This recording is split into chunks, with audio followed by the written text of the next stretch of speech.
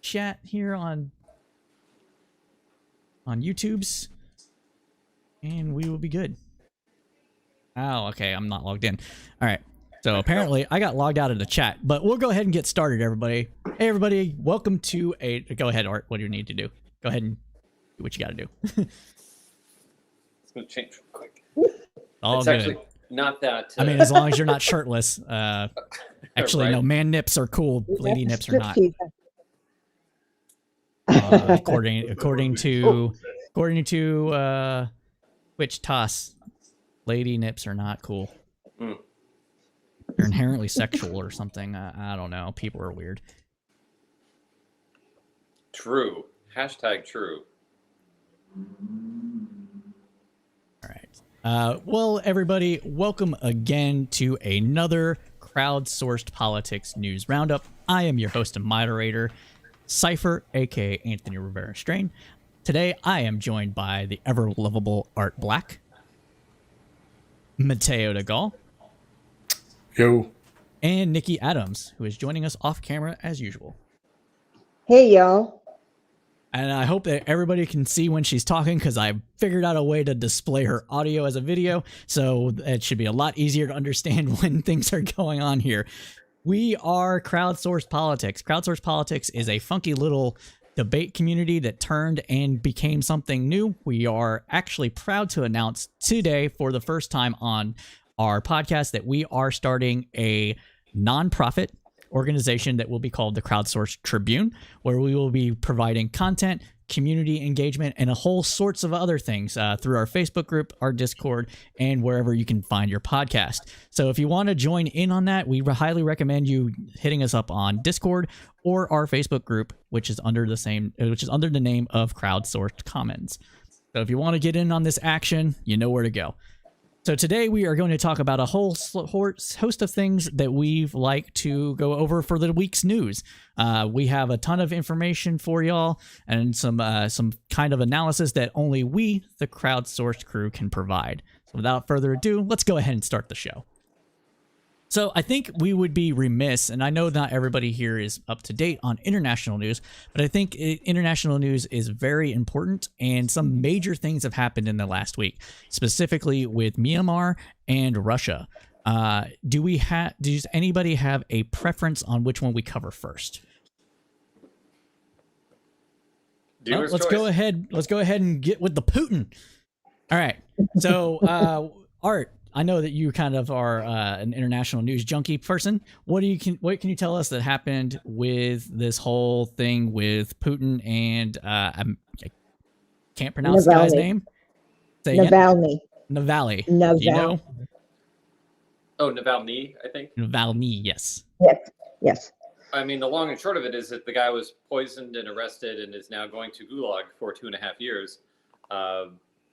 This is just the ongoing struggle between Putin trying to maintain total control of the country and, forces of reform that are, more and more cropping up.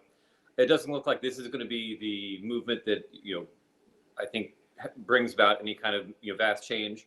But you can definitely see that times are changing and this sort of thing is probably going to become more prevalent and more, just more powerful. It'll gain steam.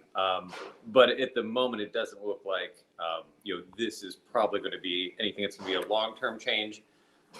This is just, them sorting it out. That's my take.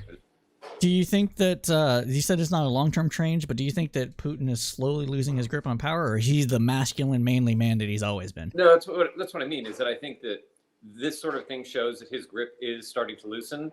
He's still maintaining it. Over time, at some point, something like this is going to be big enough to, probably unseat him and bring in some real change. I don't think that this is going to be that time. It seems like this is a kind of a movement that they still more or less the state has under control, and it doesn't look like it's really going anywhere per se. That's always subject to change, but I think Navalny. Go ahead, Nikki. I was just going to segue you in. Okay, I think Navalny. The way he investigated his own poisoning by duping people in the Russian FSB, I think that's the reason why he's going to jail for 2.5 years. And I hope it's also the reason. I hope it's also the reason he stays alive until he's out. the thing about this sentence is that whenever it happened, a couple of years ago or whatever, the Russian court admitted that they charged him improperly. They compensated him with money for doing that. Oh, wow. So it's sort of illegal. But then if Putin sets the rules, that's the way it goes. The way he stood up in court shows me what a backbone the man has and how much he loves his country. He called Putin the underpants poisoner. He tore him up in open court. Oh, wow.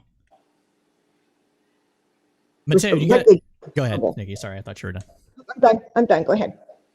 Mateo, you got any thoughts about this, man?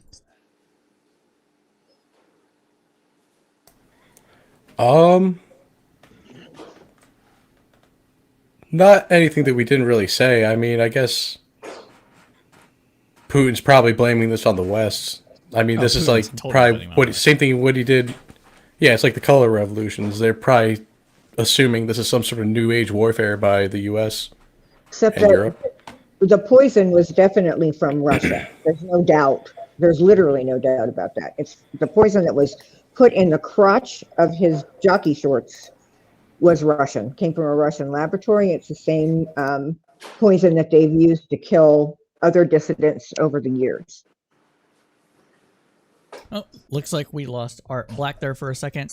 That's okay. He'll be joining us again when he gets back from whatever he had to do. Oh, there he is. I was only mentioning that because I didn't know if you disconnected or just turned off your camera. Yep, so, yeah. All right. So I think that covers the long and the short of the whole Russian thing right now. I think we'd be remiss if we didn't mention the massive protests that have been happening. Been a pretty big crackdown on that as well, I believe.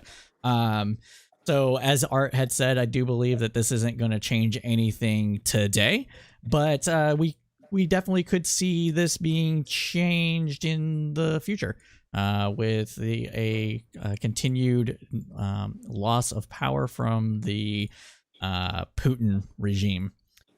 So what else do we want to? We got to talk about Myanmar, right? For international news, let's get this out of the way. So Get it out of the way. This is good stuff. This is great stuff. I mean, it's terrible, but it's good. So for those that do not know, Myanmar had a successful democratic election up until the military's favored party lost and decided to coup it. For those that don't know, the military has been highly involved in the Rohingya. I don't know if it's technically a genocide. But there has been mass killings of the Rohingya Muslims. The military has been signed off on this. People thought that I need to have the name directly in front of me to be able to pronounce it. Coup Myanmar. Ashi, right? Yeah. And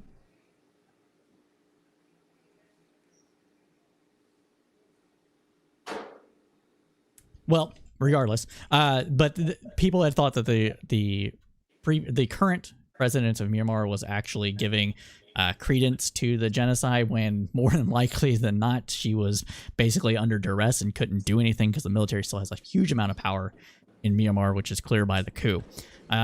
Thoughts? Well, Burma is a former British colony that basically, after World War II gains its independence. It is has a long history of kind of live from NPR News.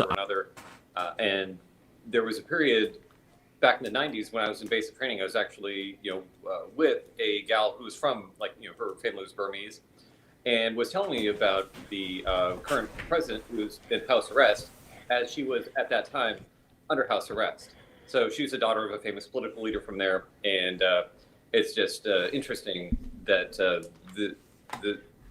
they seem to have evolved out of a kind of a military dictatorship, and then basically just slumped back into it. It's hard to know exactly how involved she was with the recent genocide. I mean, she largely had a reputation as a reformer and kind of a liberal of sorts. So it's hard to know if she was basically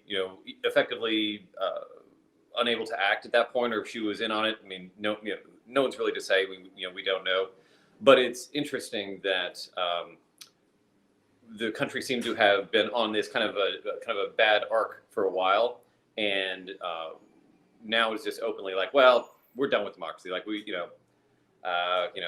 try to pretend and just kind of get around it, but we're just not doing it anymore.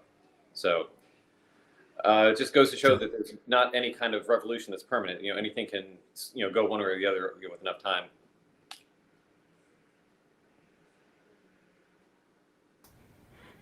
Yeah, no, for sure. Go ahead, Mateo. Sorry. I don't think there ever was a coup because the military never stopped controlling Myanmar. I mean, that's like even the last election. Like, how many votes did the military have in that? I feel like. Well, they're guaranteed. It's just their pick. The seats, no matter what. Like, as part of their constitution, like they automatically get no less than 25%. Yeah, like what we call the revolution was basically like something that the military decided on their own office. It's like, it's just it was never really a big deal. I know when the elections happened, everyone was like posting about it and everything, but it was just. That's probably a good way to look at it. Yeah, that's why I'm not going to try to pronounce her name because I'll say it wrong. It's probably back. Suki. Okay. That's why she's probably backing, like you guys said, because the military had their thumb on her anyway. She was never really the leader. Right. Or maybe she was just an ultranational all along. I mean, that's possible too. Possibly But true. I have a feeling, like Art said. But like what Art said, I mean, she wasn't known for that before any of this. Like, it was kind of surprising when she came out. Yeah, we ran against her brand. Yeah, for sure. No, that's a very good point. Sometimes people are fake. Like, you don't necessarily know. But either way, it's interesting looking at parallels with other countries where you don't have strong institutions. Pretty much any time a military is okay to get involved in the results of an election, bad things happen. You're fortunate. Not to point any fingers to any countries that we could name that recently had troubles in their elections. But it's good when the military sit things out. Ultimately, you have a country with strong institutions, courts, and armed forces that are willing to basically not get involved, and things tend to sort themselves out for the best. And Myanmar is an example of the alternative, which is where you have a military that will come in for the country's own good and impose order and try and fix things. I mean, they've been fixing things for for nearly a century now. Oh yeah, it has been nearly for a century. Shit. Wow. Nikki, do you have any opinions on this? I want to make sure everybody has their say. The only thing that struck me about it, because I am not an international news sort of person, is that it came very closely on the heels of an attempted coup in the United States. What? Oh yeah. Wait, was that what happened? I don't know. Just kidding. But that was my point, is that these are two examples of when you have forces that don't necessarily want to agree with the results of an election, and depending on the country and the institutions, it's almost like watching water flow through something, and in one case it's obstructed, in the other case it's wide open. You just get different results as far as where that energy goes. No, that's a good point too. Sorry if it seems a little aloof. I'm trying to make sure that our chat isn't set to subscriber only mode, since somebody asked if we had to be subscribed. But yeah, it's what's going on in Myanmar is really not at all surprising given its history.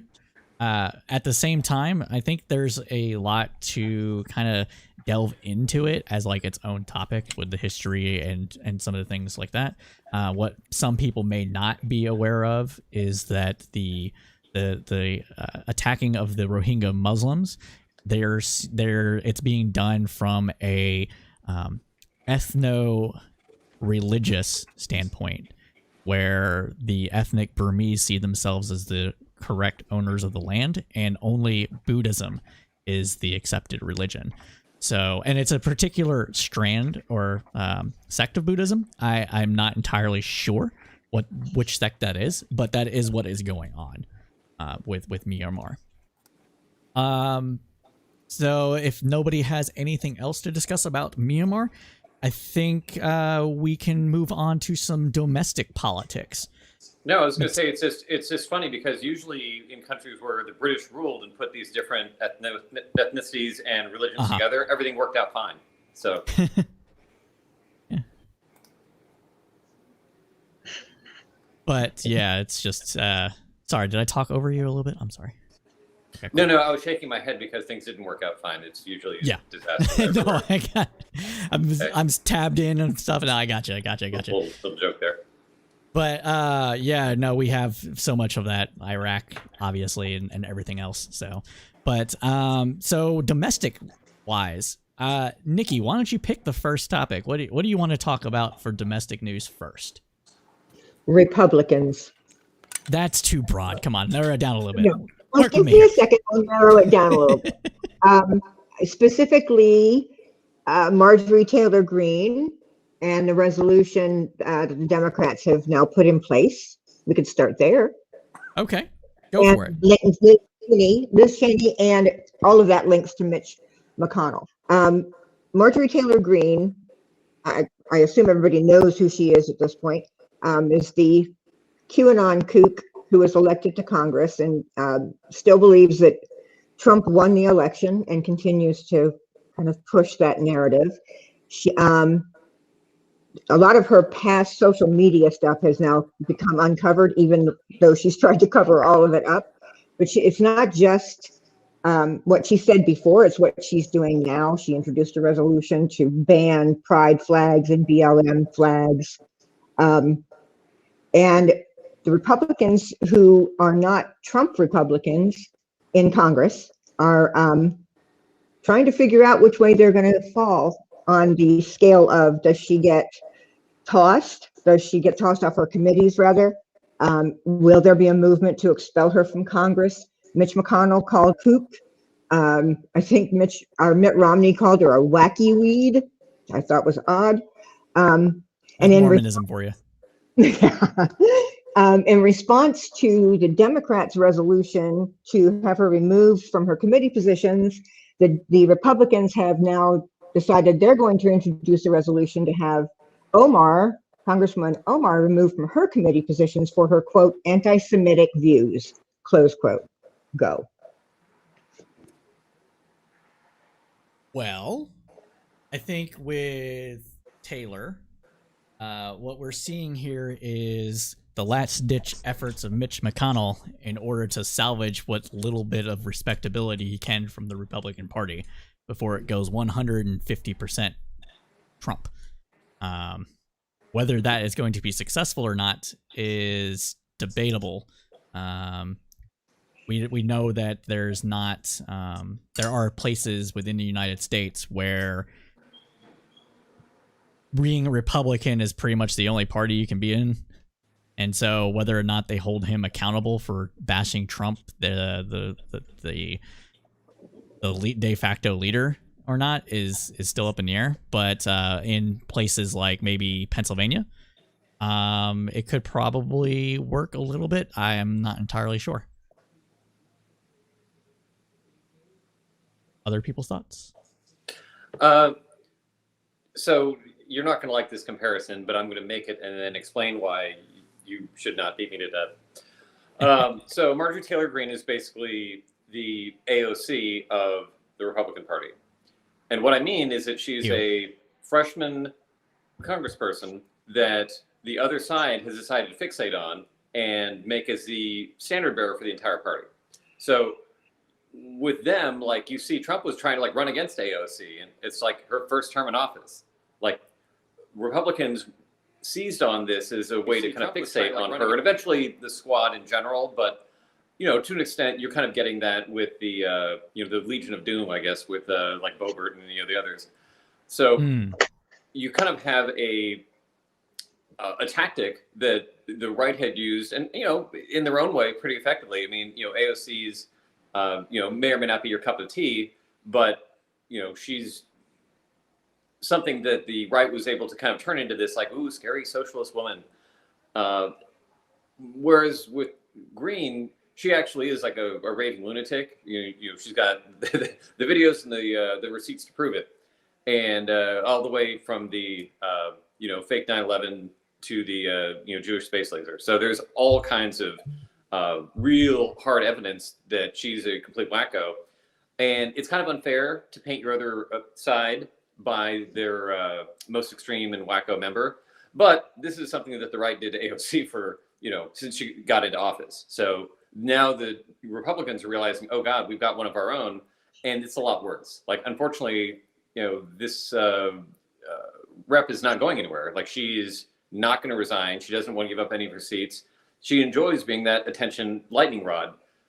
Whereas like AOC kind of knows how to work, the system a bit. And if she wants, higher altitude, she'll get it. If she wants to disappear for a while, she'll disappear. This green gal just can't stay off the radar. Like, she just won't stop talking. And it's kind of funny right now because it's a distraction, but it's going to suck for the Republicans really bad if they can't figure out a way to quiet her up. Mateo, you got thoughts about that? Or go ahead, Nikki, since you broke in first. Sorry. So Okay. Art, a post that you made today that very much interested me. Kind of we're approaching it along the lines of what you're talking about now.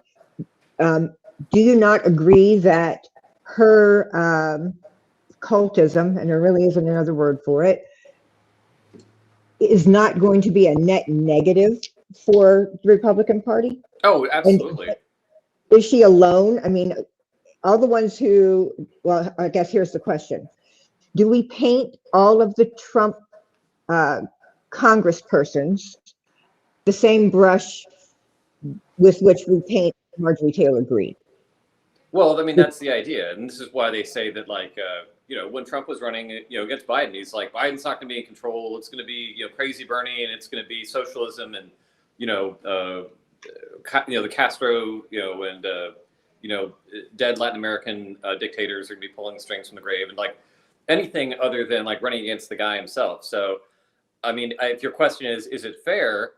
I mean, arguable, but it's the tactic that's commonly in use, and kind of here we are. And then as far as what you said is exactly right. There are some net advantages, or I should say, there are some advantages for the Republicans to really lean into somebody like Greene, because she brings intensity, she brings money. Like, the people who normally wouldn't have any idea who a first-term congressperson is, now, like, she's nationally famous. She's a lightning rod. But it's a net loss because moderates and independents in this country don't want that kind of the crazy. Like, they're not into it. The far right might be into it. There's elements within the right that really are mobilized and activated by people like her, but they're a minority. They're not the kind of movement that can win elections. So the Republicans are kind of leaning into this entity that is trading intensity for size, for lack of a better word. And that's wonderful and all, but that's not how you win in a democracy. And they're basically taking their loss in 2020 and they're compounding it by doing the exact wrong thing. Like, they should be, if you think about like in the 1980s when the Democrats lost with Carter and the Republicans just ran the tables for, up until, 1992, it was just Reagan, Bush, just the Democrats were just, practically a regional party. Like, they were, it was just a joke.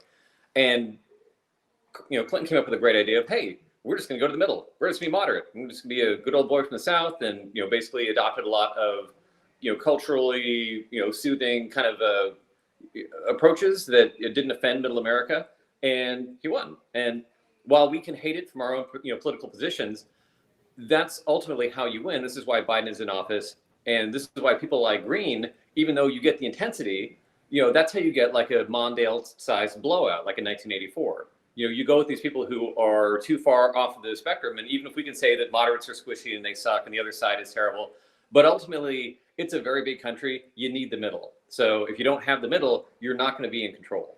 And I think that that's the mistake strategically that they're making by backing Greene.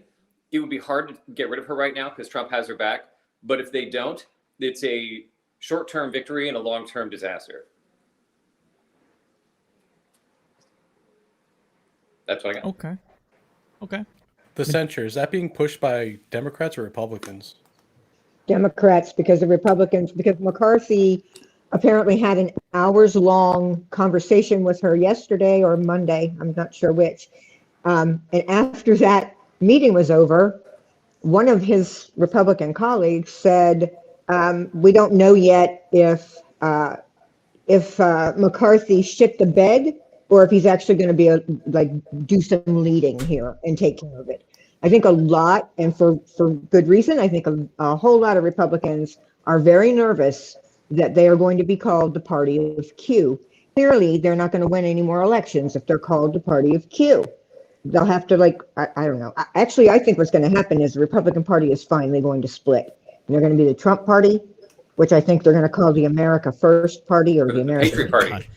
They wanted to call it the Patriot Party. Yeah. Has another party ever done that before? Here? I don't know. Yeah, censored anybody? someone from the, because that was the whole Yes. idea of the Congress, is like the parties censor themselves. During I'm not sure during if this has ever happened Reconstruction. before. They During refused to- Reconstruction. That's the last time it happened. Well, Sounds like an think so. outlier. yeah, actually, That's why it seems like this is just going to give Republicans ammo to do it back when they're in control.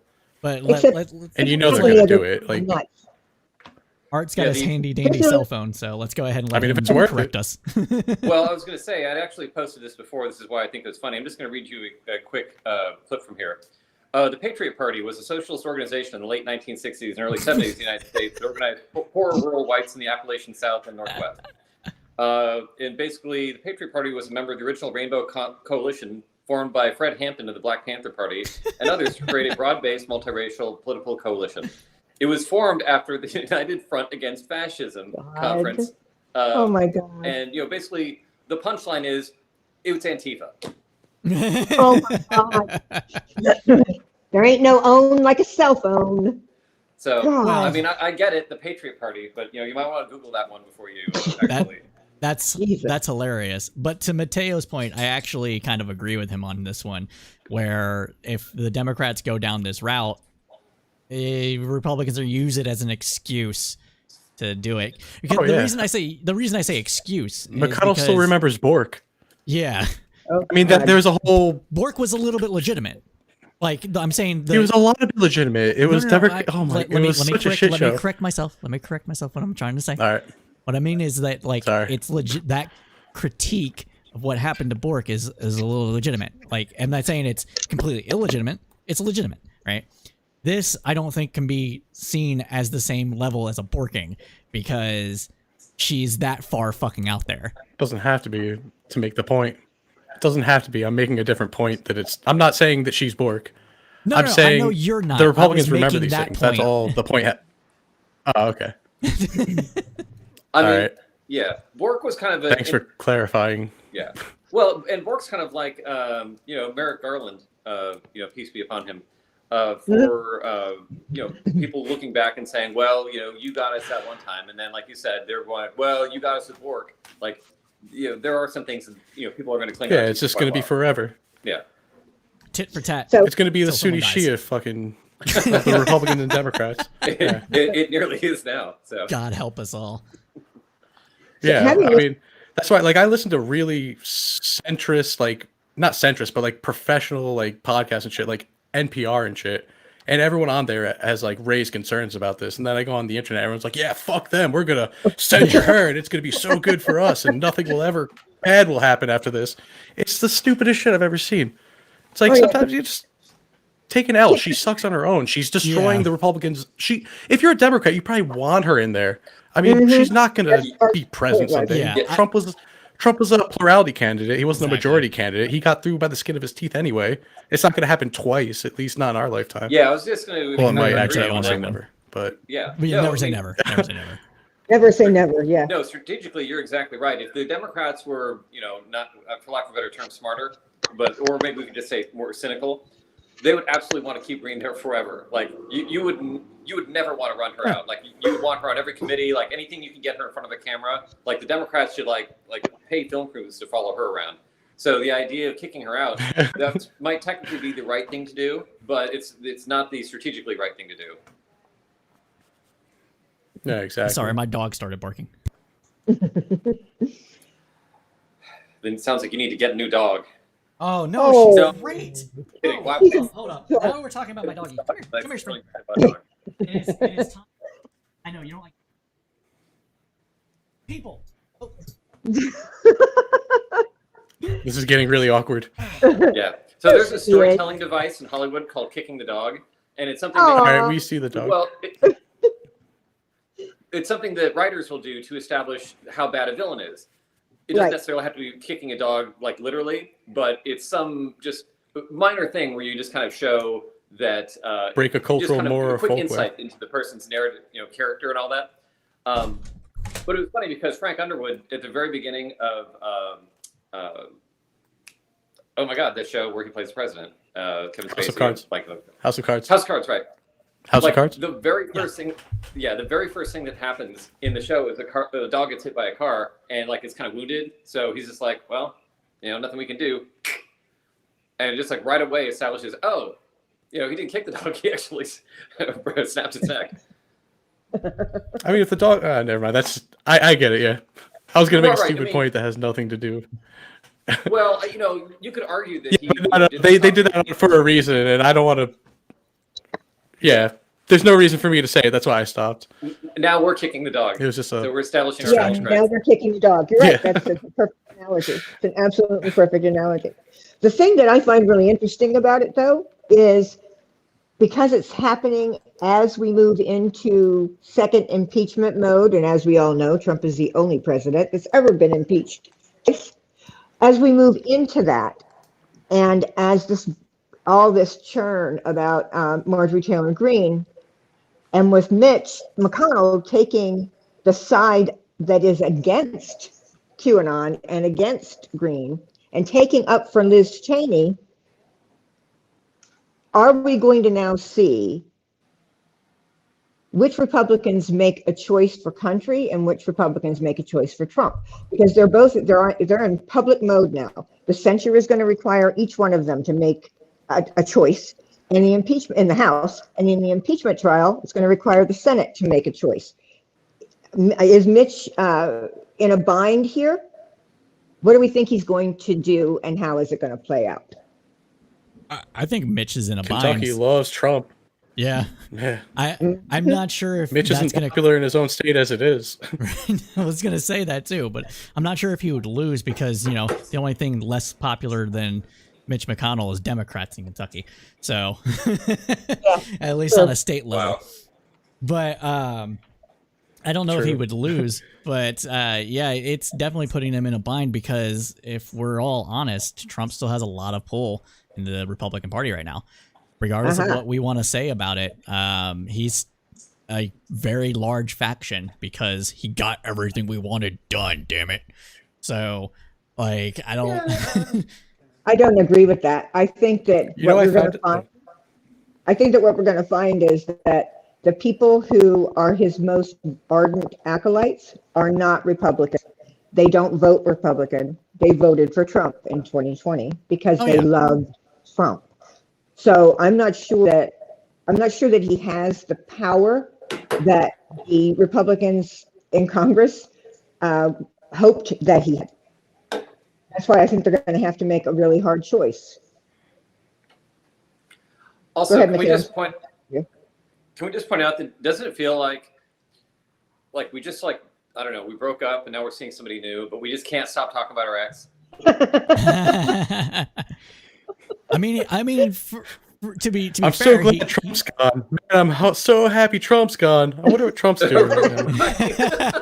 Impeachment, we got to talk about it. The impeachment's coming. There's a lot of shit still going on around his name. I wish I never had to say his name again. I guess. Well, welcome to New York. This is what we've had to deal with since I was a child. Jesus Christ. They're always talking about him. He's always something to be talked about. Anyway, every time it comes up, I'm just like, Welcome to my world. yeah.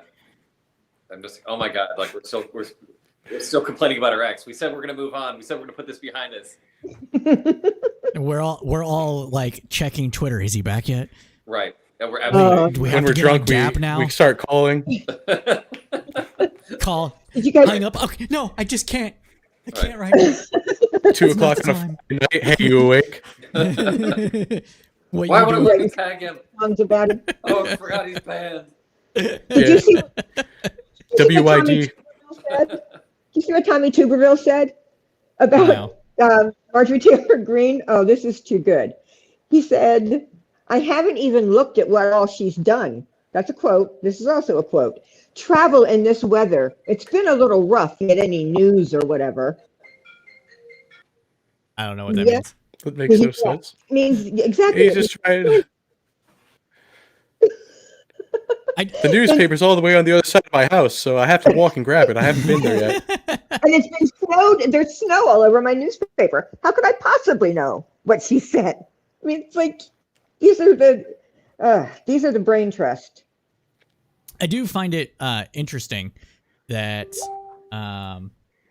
that they are trying to censure Ilhan Omar for anti-Semitism.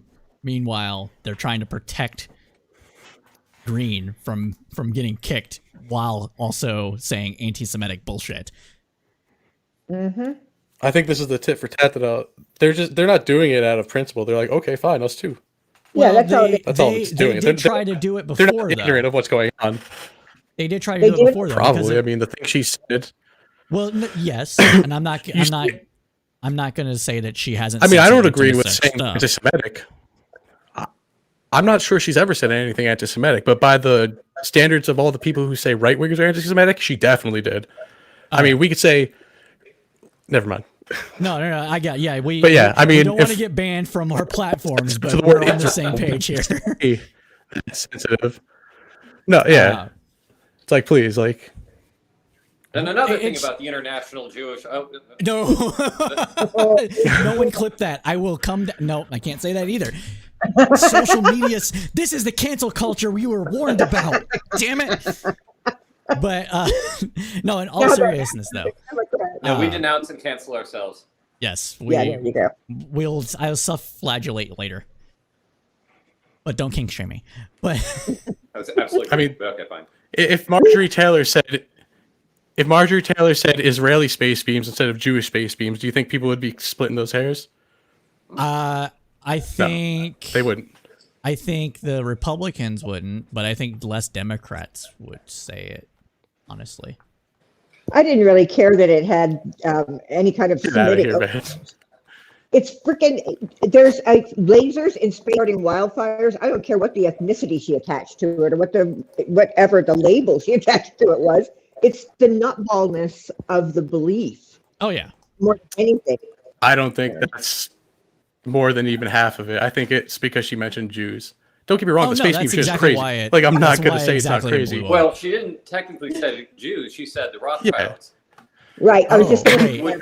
So was that an internet meme? She said Rothschild space laser. Did she really? And then everybody said Jews.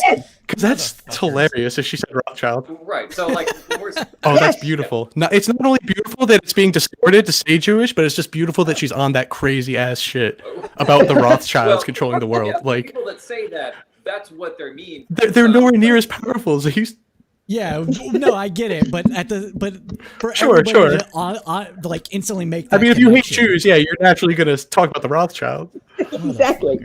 Oh man, but no, I mean that makes so much sense. But she said Rothschilds. It's just CNN, every single major publication is like, she said Jewish space lasers. It was Jewish, is what she said. Right. Yeah, meanwhile, those are democracy dies in darkness, guys. Oh, that's beautiful. I never looked it up. I didn't even doubt them. I cut them enough slack to think that they would at least be or objective about it. Right. I mean, that's so perfect, man. That's just like living up to the stereotype. And the thing is, it's Marjorie Taylor. Like, you don't have to be that stupid to criticize her. Like, don't shoot yourself in the foot. Just be like, hey, look, hold up a quote of hers. You don't have to like add your own like Jewish is what she said. It's like, I mean, she maybe met them. Like, I wouldn't be surprised if she's not in close proximity to the type of people who hate Jews and therefore also talk about the Rothschilds all the time. But it's just funny for them to actually throw that subjective interpretation into it. Yeah. Oh, that's beautiful. That's news to me. Yeah, that's great. It's great in the saddest way possible. Yep. Well, it's kind of like with the Trump drinking bleach thing. Like, he didn't say drink bleach. Like, he said get disinfectant. Like, it's one of those where it gets a little bit of spin because it's close enough. Yeah. Ugh. Do we? Yeah, but Jewish thing carries a lot more than just, the difference between drink and inject. I think the reason they chose Jewish has a lot more to do with just, it's just, a synonym in my eyes. I'm pretty sure they're like, well, Rothschilds, I know what that means. Like, I've been around the block. That's no longer a dog whistle. That's plain as day. Come out. Yeah, I was going to say, that's, Yeah. I get the shorthand. It's not exactly even a dog whistle at this point. No. My God. I mean, it could be, but it could also not. Like, there's enough plausible deniability where I'm not going to hang my hat on either one. But it's just like, I should have known that it wasn't actually Jewish space beams. It's dumb enough to be space beams. No, it's Rothschilds and George Soros funds them. It's all about. Okay. Well, then, yeah. It's not a dog whistle. Oh well. Anyways, I'm tired of talking about this subject. As funny as it is, I mean, it is beyond stupid. Yeah. It's so good. I mean, if you want to say Elon Omar isn't one, you gotta walk those lines. Right. Okay. Segue, Anthony. Yeah. What's up? I meant you. I got to segue. That's right. I'm the host. I forgot. What am I even doing today? No, but so I guess one of the other things that we should talk about is stimulus. Oh, so, I thought didn't she just say crypto? Who said crypto? I thought Nikki said crypto. I must have missed Oh, it. no. Mm-mm. Oh, okay. No, my bad. I thought we were segueing to I mean, if stuff. we're talking about crypto, diamond hands. No, I'm just kidding. Got a hodl. Anyways, I'm gonna hold till I'm poor. No, but we should talk about the stimulus. There's been talk about it for a couple of weeks now, but now people are getting impatient. We have seen he who should not be named on the Twitch community has put out a video about this. If we mentioned it has a V in it. If we mention his name, people are worried that like Twitch is going to come down and ban people, so people don't say his name. Yeah, you just don't say it. V. We'll just call him V. Put out a video. There's like, where's my damn Twitch. where's my damn stimmy?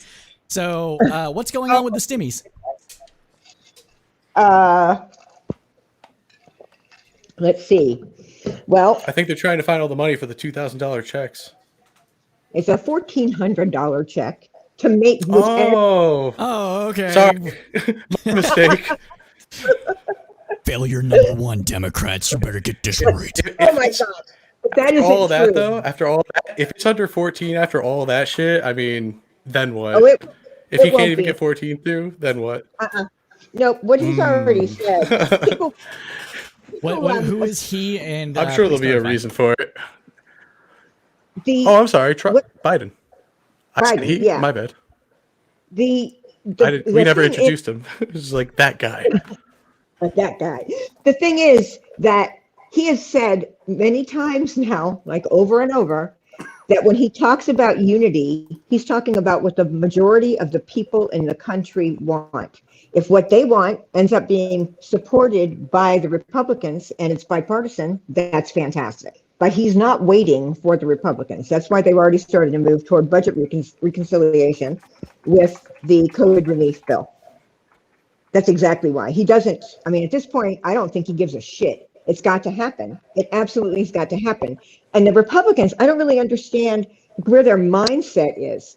If they want to win in 2022, they cannot be seen as not wanting the public to get the relief that they need after a freaking year of bullshit. I don't know where their heads are at on this. Well, they being Republicans' heads, or they being critics? Yes. Critics. No. Okay. No, Republicans heads. So where Republicans' heads are at is a Democrats in power now, and we can't have any wins for Democrats. It's essentially what it boils down to. There's some people that actually care about the deficit, and they're worried that worried now. turning on that printing press is going to end up raising inflation. Didn't the Freedom Caucus give Trump a bunch of shit back in the day too? Yeah, there is. I don't remember them being all for it. Like They're the not memes all say. for it. It was I think half of the It's like the moderates are always going to be able to be swayed, and then when they get swayed, they're like, "Oh, look," and then they just generalize it over everyone. Like these guys went back on their word. It's like no, the think crazies the are still saying we need to spend nothing. Yeah, but I think the Freedom Caucus at this point is like 20 Whatever people. it was. No, I'm just saying like they were against it, but it seemed Even like a better to lot my of point. Republicans The more my point makes. were for it, and Mitch McConnell was basically like, no, because I want all these other stipulations, right? That's essentially what happened with that. And then when the Georgia race was winding down, basically, he had to make a concession in order to try to win that race, and still wasn't able to win it. Now that that's all over, they can go back to their gotta worry about the deficits charade. So are Democrats going to have a backbone? And I mean, I swear to God, they should all wear bracelets that say, "What would Mitch do?" That shocks them every time they try to be the good guy. Because if we don't do what Mitch has done, we're going to be fucked. We're fucked. And that's what they should do too. Like they should do more power plays. Like everyone always gets mad when Republicans do it. And I'm not talking about like what we were talking about earlier, like Democrats censuring a Republican on the other side of the aisle. That's obviously going to piss too many people off. But these little power plays that you can kind of just be like, yeah, well, we had the authority to do it. They should always take advantage of that. Exactly. Like, and they don't. I don't know why they don't. Republicans do it shamelessly, and I mean, I don't want to say it pays off as well as a lot of people think it does, but it pays off. It's a game of power, so they do have to kind of grab it at times. Sorry, I didn't mean to interrupt. And Democrats should multiple times. But I just didn't finish my point, and I kind of. Don't worry about it. Don't worry about it. It's all good, man. I think that the part of the reason that is the case, though, is because Democrats are actually more split on it than Republicans tend to be. Republicans get in line, Democrats fight over, policy, I guess, a bit, or like optics sometimes. Depends on the day, right? It's more ideologically diverse as a party. Yeah. And since that's the case, you have to please people like Joe Manchin. And Joe Manchin is like 2 degrees away from a Republican at this point, right? Like when it comes to like a host of different issues, if the Republicans were slightly more left, he would be able to caucus with them. I think he wouldn't have an issue with that.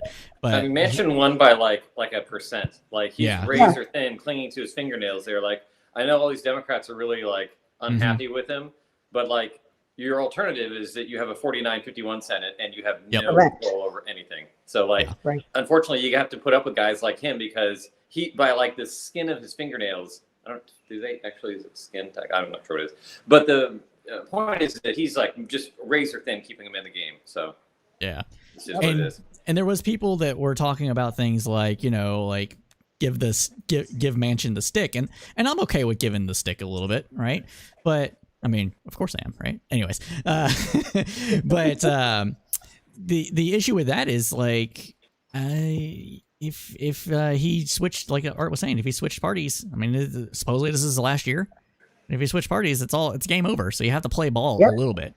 Yep, a little bit. And that means getting him on board.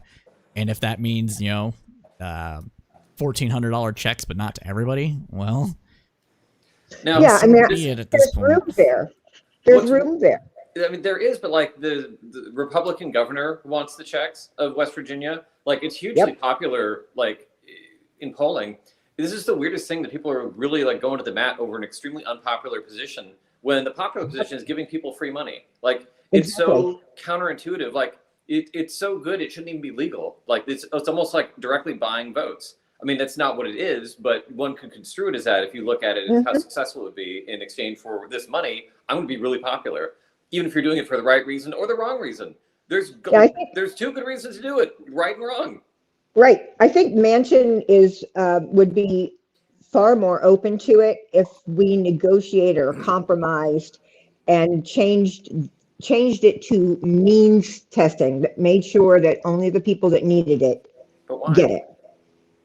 I don't know why. That's all I'm saying. Like, why not give it to people that don't deserve it? That way they'll. I don't know. But why? And because why it's always going to be a fixed amount, and if you divide it up among more people, it's smaller. So why would you divide it up among Bill Gates and Warren Buffett and Elon Musk when you don't have to in anyway?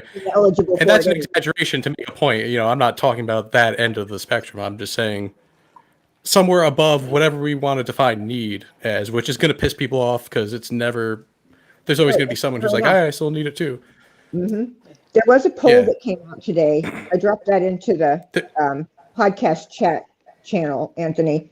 Quinnipiac poll that showed that a huge majority of Americans, including nearly 2/3 of Republicans, support the $1,400 stimulus checks President Biden is calling for, and his full $1.9 trillion stimulus proposal also has strong public backing.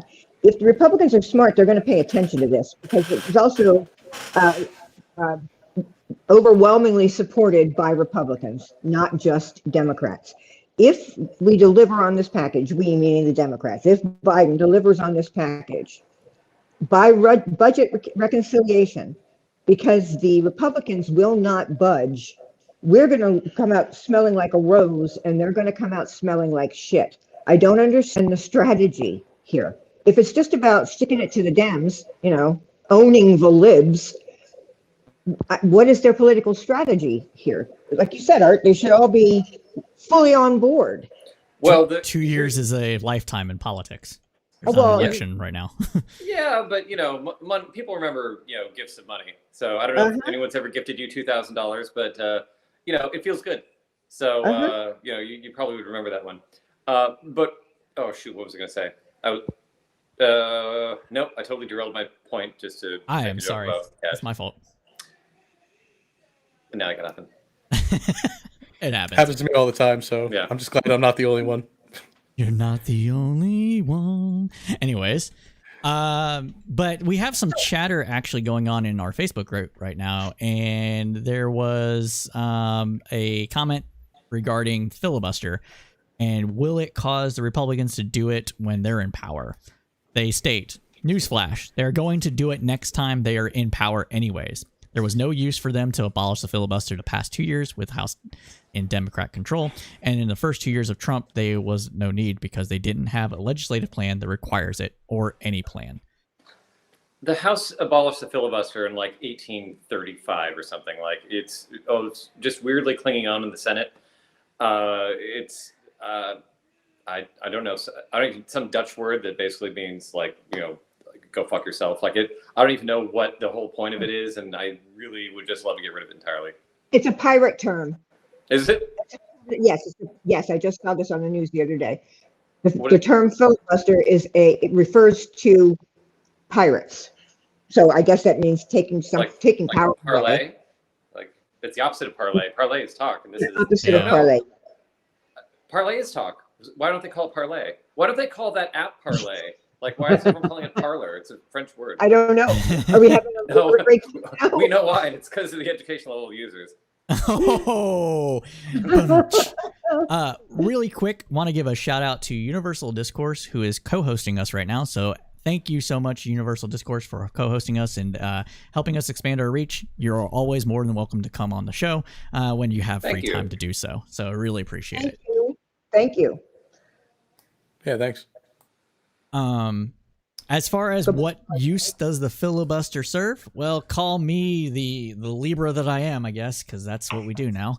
I think it serves a purpose for kind of slowing down change, which is kind of why the Senate is existing anyways. And I'm against both of those things. Slowing down change and the existence of the Senate. All right. I know you're against it. However, I think that it does need reform, even if it's going to be kept. I would like to see senators actually be required to hold the floor. So these old ass people can't just file a motion with the clerk and then, I don't know, slink away back to their desk and slowly die bullshit. More. Yeah, if they want to filibuster, they should stand up there for however long they have to. It shouldn't be like just a procedure and autograph. And that's something that changed in 2004 or 5 or something. It was during the Bush administration. If you're going to do it, you might as well just get rid of it. Otherwise, there's really nothing there except it's just a blockage. And when there's got to be like a cost. And when it changed, the amount of filibusters went up because the cost was nothing. I want to give you the definition now that I have it, because I think it's germane to the conversation. It's from a French word, filibustier or something. First applied to pirates who pillaged the Spanish colonies in the West Indies. In the mid-19th century, the term denoted American adventurers who incited revolution in several Latin American States went filibuster. Yeah. The verb was used to describe tactics. That aged real well. Oh, Yeah. we got another person hosting us. Thank you, Designated Downer, for hosting us. That's great, and thank you again for the Sweet, thank you for the follow as well. This is fantastic. I greatly appreciate it. You are loved. Thank you. Thank you. The final piece of the. We won't filibuster you. Yeah, we won't filibuster you. We promise. It says the verb was used to describe tactics intended to sabotage U.S. congressional proceedings, which is where filibuster comes from in our today sort of approach. So yeah, it's not a term. It was never meant to denote something nice. That's for sure. One of the good things though about the power sharing agreement that was finally signed today is that all votes will come to the floor, whether they're tied in committee or not. They will come to the floor. So no more graveyard for Mitch. Was it all votes, or was it just if they tie? No, it's all votes. So all they votes. don't even need to have committee meetings at this point, right? I don't know. I mean, I'm being a dick. It's just sorry. It's just funny. No, go ahead. They have to be in committee, obviously, because that's where the changes happen and the research to see what the cost is and all that other crap that happens in legislative committee and in their individual committees. But there won't be Chuck Schumer saying, "Oh, I don't like this because it might make the Republicans look good." Gotcha. The other side of what Mitch would do, "Oh, this will make the Democrats look good. Let me bury it in my graveyard. I'm the Grim Reaper." That shit's over. As long as Schumer actually does it and not just talk it. Well, one can hope, but everybody kind of figures Schumer for a spineless, gutless New Yorker. So we'll see if this actually continues. Yeah, I mean, there's been some things that he's done, but it's just he's got that reputation and he has it for a reason. I mean, he's passed some pretty strong, or tried to pass some pretty strong laws. The anti-Israeli boycott law. Anti-BDS. I mean, that was completely.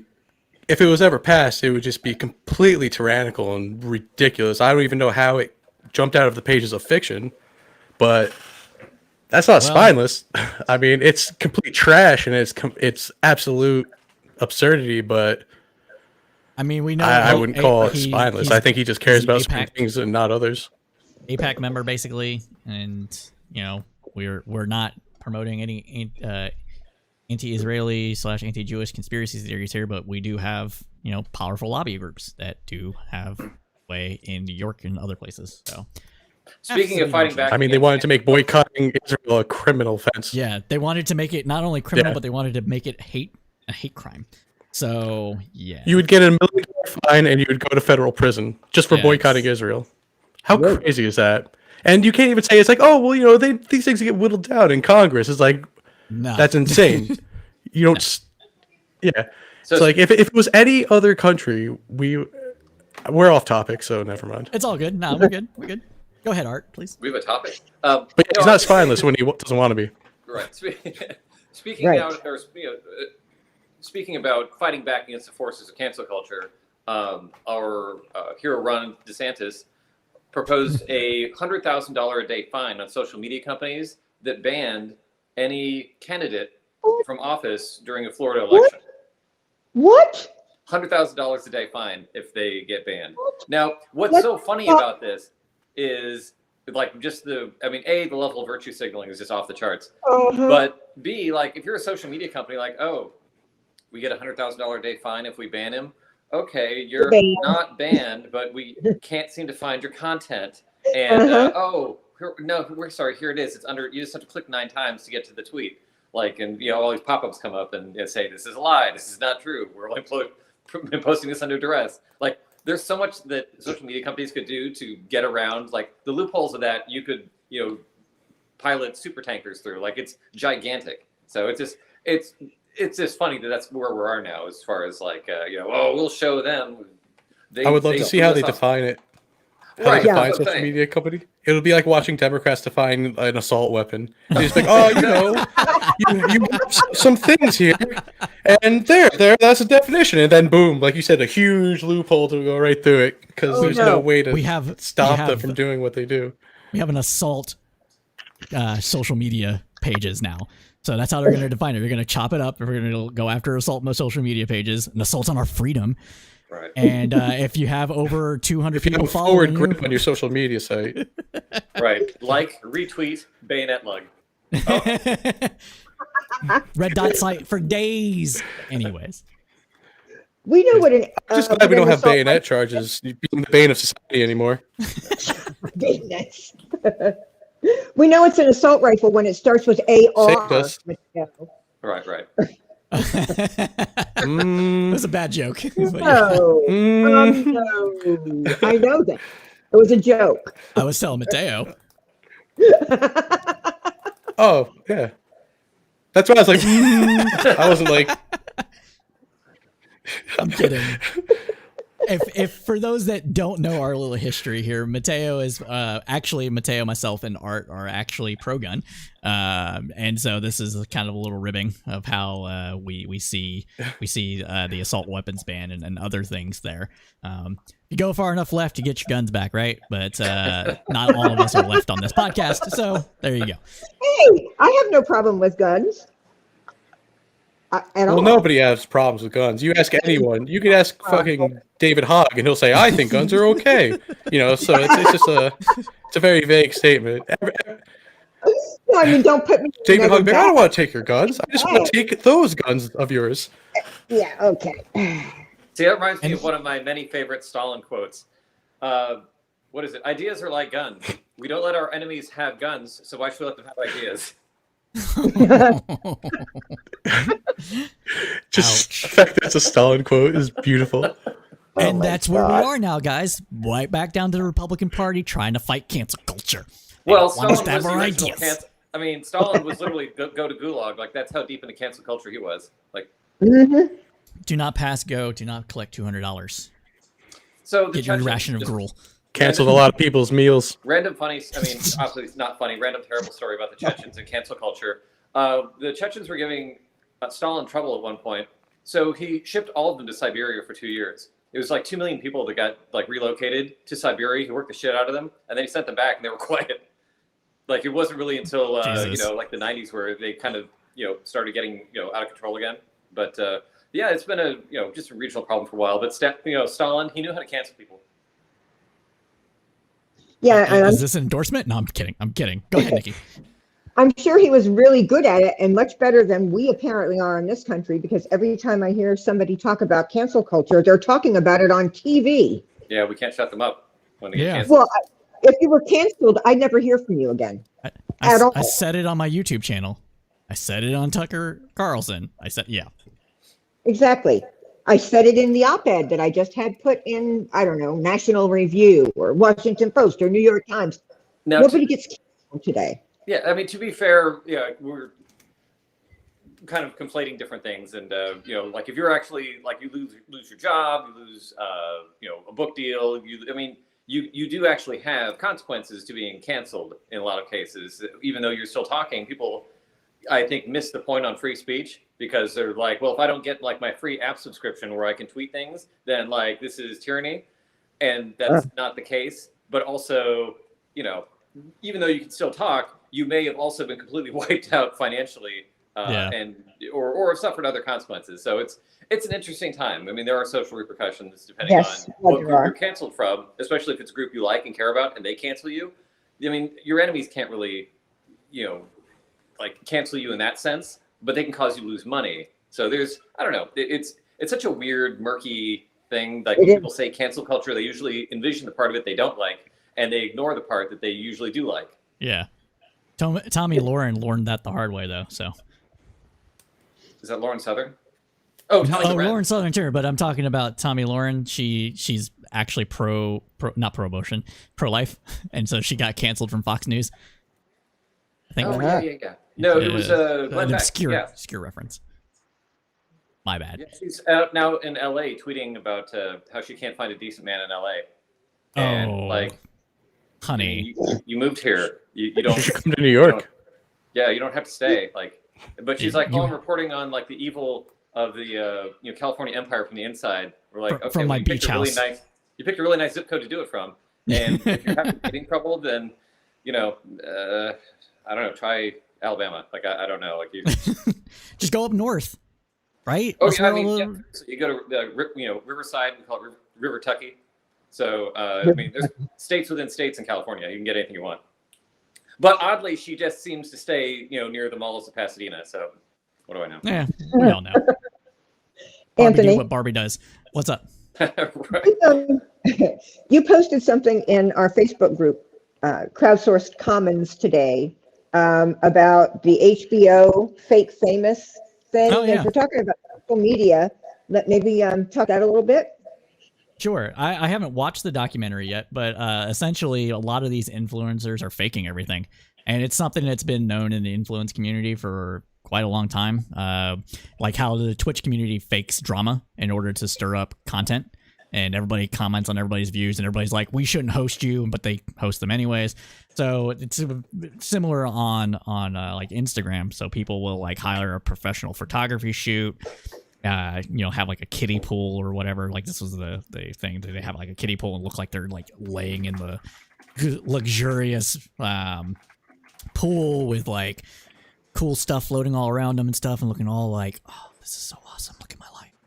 And it's all fake, right? Similar things to like, it's something that kind of comes from the cam girl community a little bit with that too, where they just fake all the sexual stuff that a lot of the sexual stuff they do. And so if you have money, you can make money by being an influencer. But if you don't have money, then it's much more difficult to do so. Unless, open up an OnlyFans. I mean, check us out. Oh, you're putting up a link to our on OnlyFans. Oh. Go ahead, Mateo. This is kind of like, this is what people in the public life have done forever. Even like kingdoms have like married off their. So it's like who was Kim Kardashian and Chris Humphries? Like everyone. Well, we're talking to the wrong audience here now, I guess. But that's supposedly like a relationship where two very famous people just kind of went out together to get a lot of publicity. So it's like. It's a tactic that's been around for a long time. It's just now people are doing it with social media, and social media is what's new. Or I guess not really anymore. But the fact that I guess social media people can be celebrities now, that's what's new. So the same tactics just followed them over there. This is just people who know there are eyes on them acting the way they always do. Yeah. Was there anything in particular you wanted to talk about with this, Nikki? No, I think that it's interesting because it's, as Art said, it's things are changing with social media platforms and we kind of don't know where that's going to be. And as the Republicans hopefully learn from this travail with Trump, one day we might not be in the barrel, but the next day it might be us in the barrel. So the nuance and the fakery and how things are going to eventually play out with censoring and whether or not the government is going to make a law and how all of that works. And I just find all of that fascinating. And the fakery, I think, is a big part of it. When we're talking about the reason that people were canceled, quote unquote, from social media platforms is because they were pushing a fake narrative. So where's the line? Who's the arbiter? It's like pornography, right? I can't to you, I can't define it for you, but I know it when I see it. It means something different to every single person. I mean, I guess that's a fair comparison, but we can have retain gatekeepers for factual information for news and high opinion pieces. If we want to go back down that road, I know that the internet in general basically destroyed gatekeeping for a lot of these things. Clearly, we own our own podcast, guys. But self-deprecation is the best kind of deprecation. But but yeah, and I don't know if we can go back fully, but I do not have an issue with social media companies or host being like, no, we don't want to host your content because you post too much fake shit. Like, I don't have a problem with that. I'm sure we're forgetting something. Like, we've been streaming for about an hour. So what else is on our minds? So this is just random, cultural Let's do it. whining. But so Chrissy Teigen today tweeted, what's the most expensive thing you've eaten that you thought sucked? She made an example of one time John and I, her husband John Legend, were at a restaurant and the waiter recommended I'm sorry. One time, John and I were at the restaurant, and the waiter recommended a nice Cabernet. We got the bill, and it was $13,000. How do you casually recommend that wine? We didn't even finish it, and it had been cleared. So what's funny is that, like, Twitter's been laughing about this all day, about, like, the most insanely out of touch thing to post in the middle of a pandemic where people are, like, you know, desperately waiting for $2,000 checks to show up. And it's like, you'd need like a, you know, like half a squad worth of, you know, checks just to, you know, cover that bill. And it's an interesting kind of a new Gilded Age that we're kind of living in. And it's exposed that in a way that never would have been before, because we have social media and we can kind of see it in real time. Like, you know, 100 years ago, you'd have, you know, certain journalists who would write about it, and they would kind of set the stage for everybody, and it resonated. Whereas now, things kind of pick up their own resonance just organically. Like, things like this get out into the media, you know, ecosphere, and you couldn't even script something like this. Like, you couldn't even really engineer it, but these things take on a life of their own because it really kind of sings with the times. And I think that that's, you know, a lot of what we saw with the GameStop recently, where on one hand it was just, you know, kind of an interesting financial sideshow, but there's also a lot of like kind of cultural baggage that was packed into it as well. And, you know, it does explain why people take this idea of cancel culture so seriously, is because it is really kind of where we live now. And, you know, it is very important. It's not necessarily free speech, but it's weirdly also getting to be as important, or, you know, we can tell how incredibly valuable it is to be connected all the time, even if it's messing with our brains and, you know, unraveling our culture and everything else. But I don't know. I just thought that that was an interesting thing, that somebody would share that little tidbit about their lives and not realize that it was just faux pas. A faux pas, let's call it, social faux pas. Social faux pas. Yeah, I think it does reveal, like you were saying, it does reveal a kind of the new Gilded Age that we're entering or have been in or whatever, with this K-shaped recovery, you know, people trying to profit off of short squeezes and all that sort of thing. I think this brings up a good time to talk about the $1.9 trillion stimulus package and whether or not it's actually going to be enough in order to ensure there isn't a rapid housing crisis. Not the kind of housing crisis that happened in 2008, mind you, but with people getting evicted and landlords losing their properties. Art, I know that you deal with some of this stuff. What are your thoughts about the 1.9 stimulus and housing in general? Well, right now there's a moratorium on evictions that runs until November in California. I don't know if that's national, but is it actually now? I kind of feel like I think the moratorium is ended federally, but states are extending it themselves. Okay. Right. So in California, we basically are now at the year mark where, you know, some people have not paid rent, and you're going to extend that now into November. So when we get to November, you've got this gigantic backlog. Yep. Of people who have not been paying rent, and that's basically why the country's not falling apart. There's people who are like, well, I've got enough to eat, I just can't pay my rent, and my landlord can't evict me because there's rent moratorium. Right. At some point, that's all going to unravel. Like all kidding aside, like the $2,000 check thing would have happened this time last year if rent was due. Like there's no way the country would have fallen apart. Like people wouldn't be able to pay their mortgages. Yep. You know, landlords would be blown out, tenants would be blown out. Like it would just be chaos. So they've just been kicking this can down the road. And at some point, it is going to be a catastrophic problem. And there's, there's a term that I forget, but it's basically taking a portion of a loan and tacking it on the back end. So you basically just chop out a period of time and say, okay, you know, for these, you know, X amount of months, you know, you don't owe your mortgage for that time. You owe it now. Your, you know, end of mortgage isn't 2050; it's 2052 or something. Yeah. And you basically just stack it on the end. There's things that they can do to get around this, you know, coming chaos, but there's also a lot of interest in chaos. Like there's people who will benefit if everything crashes, and then they can say, well, you guys screwed this up. So what does that mean? What I think it means is when we get to November, there's no way that everything's just going to melt down. Like it's not going to happen. You're going to have tons of states just evict it or extend it for another year, and you're going to have real problems start to, you know, show up as far as people not paying, and there being things within the system that need to get worked out. So I am curious to see how it goes, but I think that we've made it so big now that you want to talk too big to fail.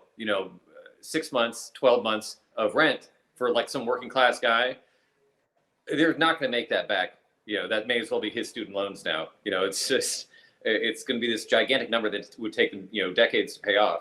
And I don't think that we're in any kind of position to just let that work itself out organically. Like I feel like the government's got to figure out a way to wipe something clean, or else it's just going to be catastrophic. And it might be even more catastrophic than the other party would get advantage from. Like it could actually be so bad that revolution bad. Well, I mean, the party of the rich doesn't want to go broke. So like if you think about these guys, mega donors, have a lot of wealth that's tied up in real estate, and if you crash the real estate market, that's not necessarily awesome. So it didn't do well for George Bush, and the GOP after that. So I don't know. I guess the long and short of it is that there's a huge amount of backlog as far as unpaid rents, and it needs to get dealt with. But I think that they're just gonna keep kicking the can down the road for a while. It's such a shame. And despite the fact, for people that might not be aware, but despite the fact there is, or at least was, a federal moratorium through the CDC against evictions, it's been happening anyways. Been happening in Texas. It's been happening in Florida. Been happening like all over the U.S. But in a very small scale compared to very small scale. People and are it's breaking the law. Honestly, it's usually people who just don't know their rights. Like when you get down to it. Exactly. And I see this all the time is, you deal with people who misunderstand their rights and think they have more than they should. Or you have people that just like put up with the illegal stuff because they have no idea that they can't, people can't do that to them. Nikki, you were going to say something? Right. She was going to say, am I being detained? So you got to know your rights. Yeah, I was going to say our homeless population is so burgeoning now. You got to know your rights. Yourself, you broke up a bit. Yep, sorry. Excuse me. We have such a burgeoning homeless population now that already has huge impacts on every part of our society. And to add to them with the evictions that are bound to happen, let alone the foreclosures, because the landlords aren't getting their rent, so they can't pay their mortgage. I mean, people like to say landlord's bad, but there are a lot of landlords who have like one investment property. And they don't get exactly. They're going to lose their houses. And as a result of all of that crap, people are going to end up on the street. Families are going to end up on the street. Shelters, there are not enough of them. They're underfunded. I mean, it's kicking the can down the road is bullshit. We're going to be in deep trouble. Even if so it was, Sorry. That's okay, I'm done. And even if it was just, big, super rich landlords out there, they all owe money to other entities too, which are systemically important entities. I was going to say that. It's not in anyone's interest to stop anyone from paying their rent, or whether they're just the smallest guy in the totem, the pyramid, or if it's whatever you want to say, like a new residential real estate company or something. Yeah, which is massive, absolutely massive. It's like probably one of the biggest landlords out there. But either way, they owe money to someone else, and it's the same thing we would have dealt with in 2008, except probably bigger now because it's even more people than what would have happened in 08. Yep. It's a lot more people, actually. And during this entire process, this might be something that people aren't aware of or didn't think about. Interest was still accruing. So people are just getting more into debt as this goes on. The moratorium didn't put a cap on debt interest accrue. So that's why, people like Biden wants to cancel $10,000 of student loan debt, because people weren't making their payments and they was just accruing interest and just getting bigger and bigger. Well, the same thing might federal student loans weren't accruing. Or did they actually cancel the interest on that? They paused that. Oh, okay. Then I would be shocked if they didn't. Oh, I know they paused a lot. Let me see. I'm not sure, but I'm willing to bet like $100 right now. I'm Googling. I mean, I've been making my payments and everything's cool. Okay, so forbearance, I guess, is what's going on. So yeah, student loans paused. Yeah, student loans are paused. Here's what I need for you. For federal though, only for those federally guaranteed. So if you Okay, have no new interest. Oh yeah, those are the only okay. ones Biden can touch. Yeah, right, Yeah, those are the only ones Biden can touch. Right. which is the majority of the student loans. Yes. But okay, so I was wrong. Either way, but my point still stands with the housing interest on mortgage payments and that sort of thing. Even though it's paused, it's still accruing. So this is just getting bigger, and we're really going to have to deal with it. If the average rent price in the nation is, we'll just say $1,000, that's it's 12,000 already, right? And so 12,000 times what, like 100 million? Probably. So, Yep. Better get all those checks out to every single citizen then. yeah. Yeah. But I mean, even that, it's a drop in the bucket. If I owe $12,000 in rent and I get a check for $1,400, I'm like, okay, I guess I can buy meat this month. You know, I mean, what is the answer then? Is the answer that we print the money to make people whole? What's the upsides and downsides of doing that? If the government prints the money to make people whole, landlords and tenants, what's the pros and cons? Well, it depends. Like, We'll so have none to of the. Say again.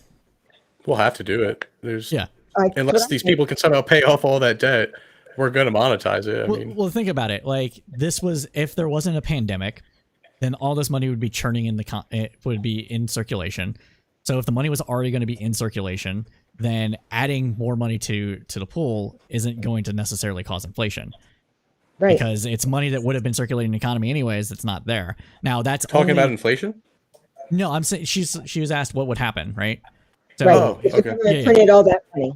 So if we put all that money into the economy right now, it's not going to necessarily cause inflation right now because that's money that would have already been there circulating in the economy that's suddenly not there anymore. And people are just paying off debts right now, right? Like some of the...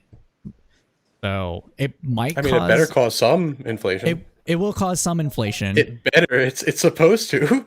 No, okay. It's a stimulus. I am not being clear. So if I'm saying it won't cause like rapid inflation, it won't cause hyperinflation because this is money that was already supposed to be circulating in the economy. And since it's not circulating in the economy now, if it's just thrown into the economy, it will have a modest impact on inflation. It's not this whole like can't turn on the printing presses or else we're going to become the next Zimbabwe because that's not how currency circulation works. That's all I was getting. Right. And if we did that, and what would happen is that we would put that money back in the economy, and our economy would back. I don't know if it was roaring back, but it would be at least on the right path to coming back. Right now, we're just looking at death. Only if it was done while, like, either right during everyone getting vaccines or right after. Right. If people aren't working, the economy can't come roaring back. So we have to do vaccines first, right? Well, not first, but we have to do vaccines in order to get the economy going. So if it's done too soon, maybe it could cause some asset inflation. We kind of see that with some of the people that are. I was in a debate panel and Polar Sword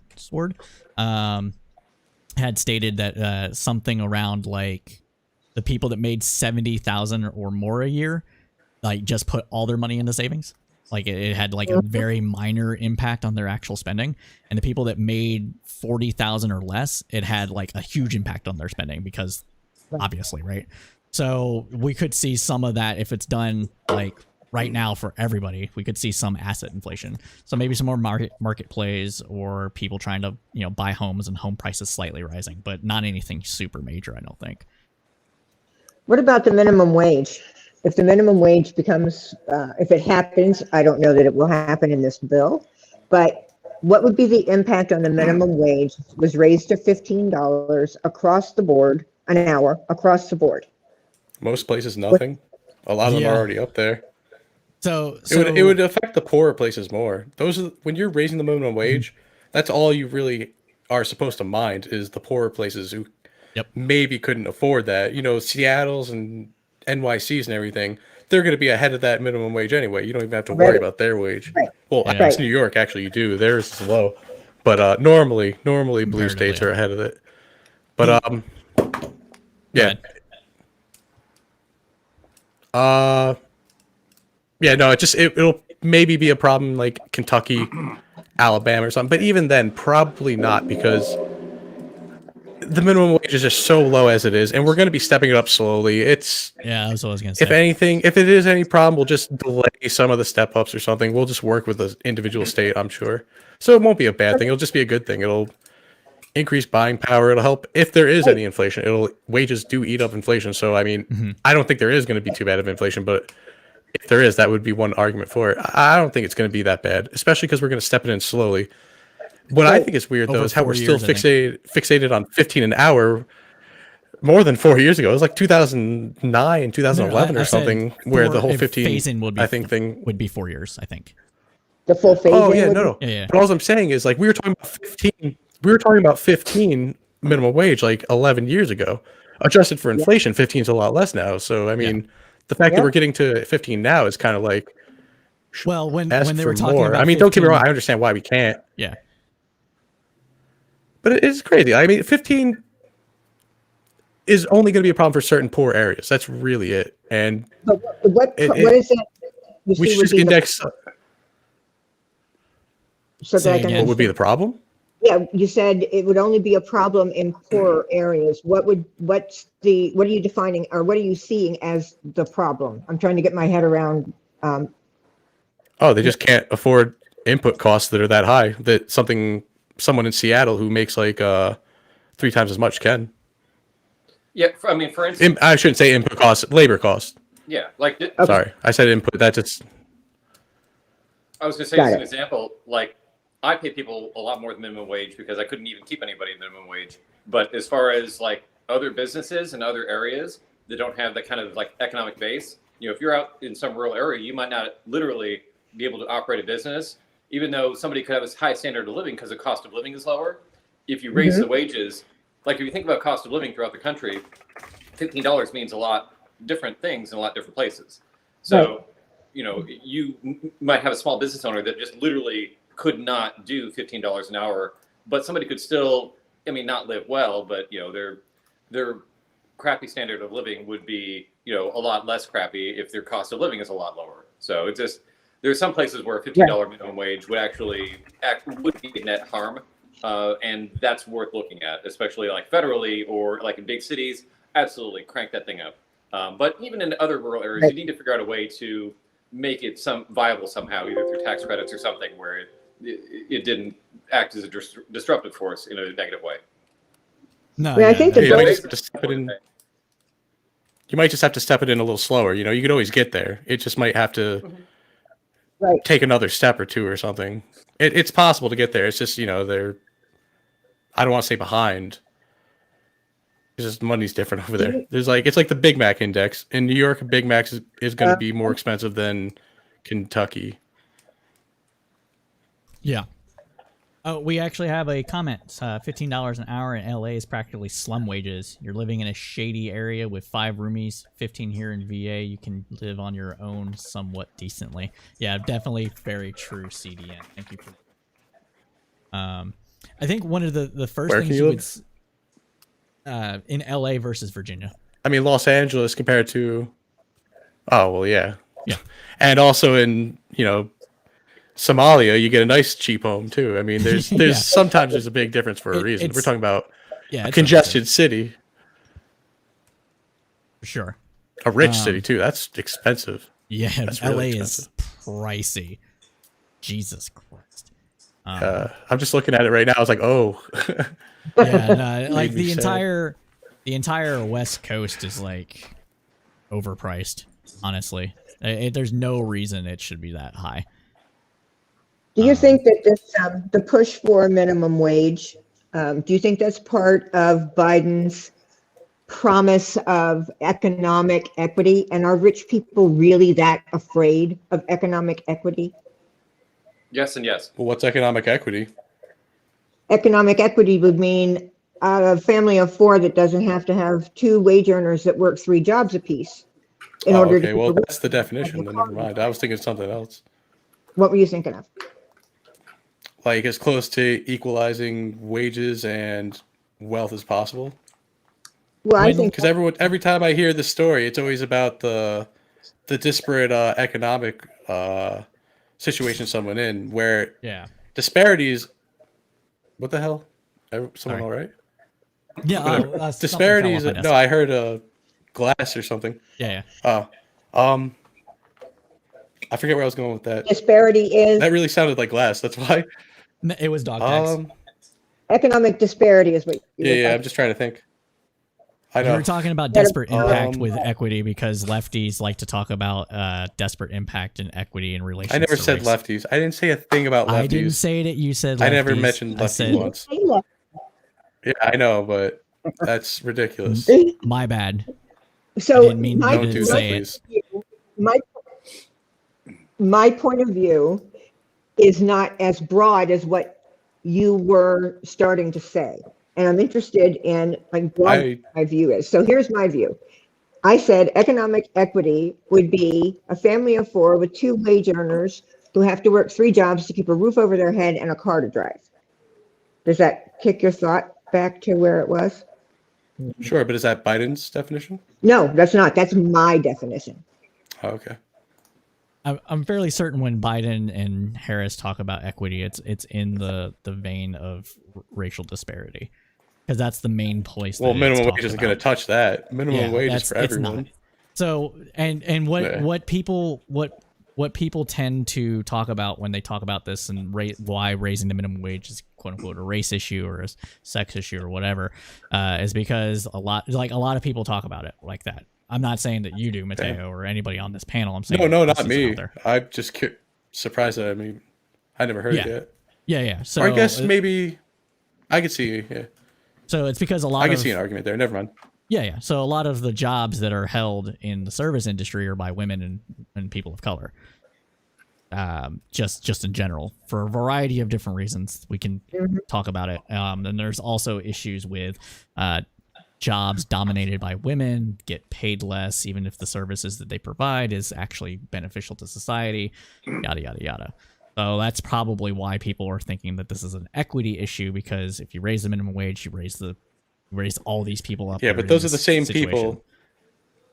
Those are the same people when they see the wage gap. They don't say, what are the reasons for that gap? They just go, sexism. Yeah, you're right. You're absolutely 100%. Yeah. They went straight to that. There's no other explanation. There's economists who've actually done regression analysis on this, and they try. Fantastic. They can't prove what is sexism, but they could whittle out what isn't. And the actual unaddressable gap or unexplainable gap, that's where it would be. That doesn't even prove that that's all just sexism. That's where you would find it, is in that small little narrow slice. So those people, I'm pretty 6%. sure, aren't going to listen anyway. 6%. Yes. The actual wage gap between men and women is around 6%. And when we say actual wage gap, this is economists. And I think it changes during age. Yeah, so certain age ranges, it varies too. Like I think in younger ages, women will actually make more than 100%. Men. So it's women straight out of college tend to either make the same or slightly more, depending on negotiating tactics or what a company is trying to do. Is basically they make the same, and then once they approach childbearing age, the gap widens. And it doesn't matter if they have a child or not. Having a child actually increases the gap, because we still put all of the family labor burden on women. Not all, but majority of it is on women. Is it necessarily put on them? Is it necessarily put on them? Like there's some daddy who's... Okay, put on. I'm just fine. saying. You get what I'm some saying. of it's just where we have a culture of our own, and we do things certain ways. It's not necessarily patriarchy or evil or. Wait, but people are willing to pay more for young women? Yes.